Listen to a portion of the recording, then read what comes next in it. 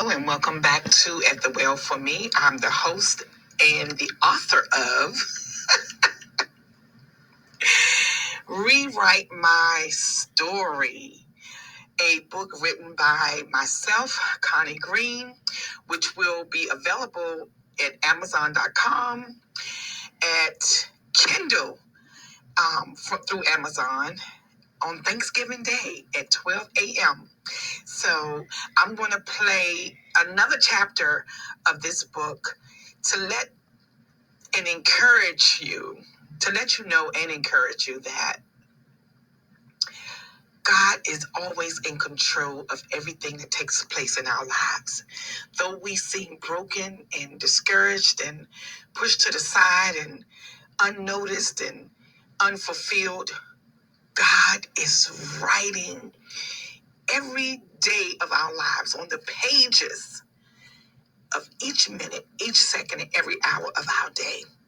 So let's look at a different posture here.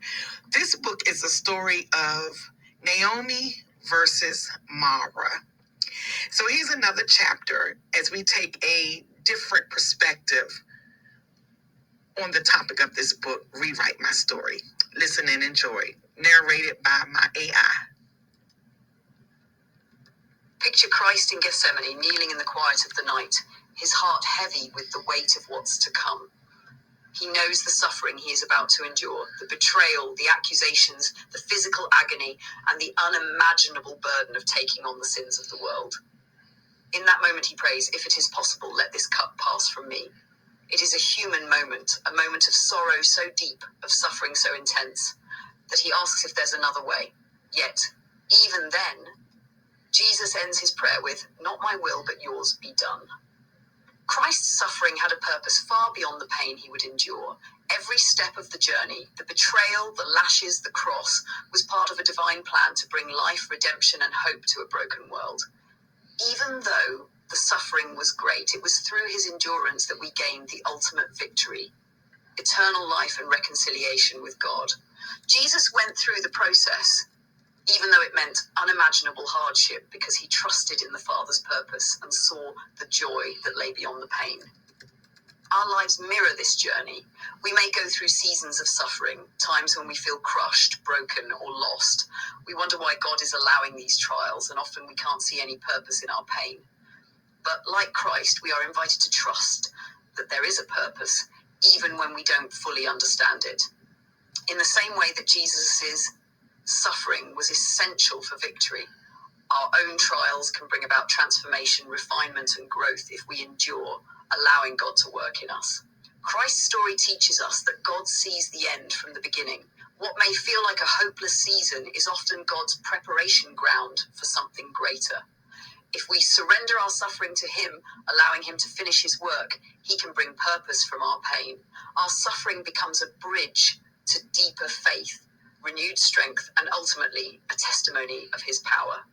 In the end, there is victory for those who endure. Just as Jesus rose, conquering death and the grave, we too will find that the pain of the present cannot compare to the joy of what God has in store. Our trials may not make sense now, and we may not know how long they will last, but we can hold on, knowing that God is shaping something beautiful.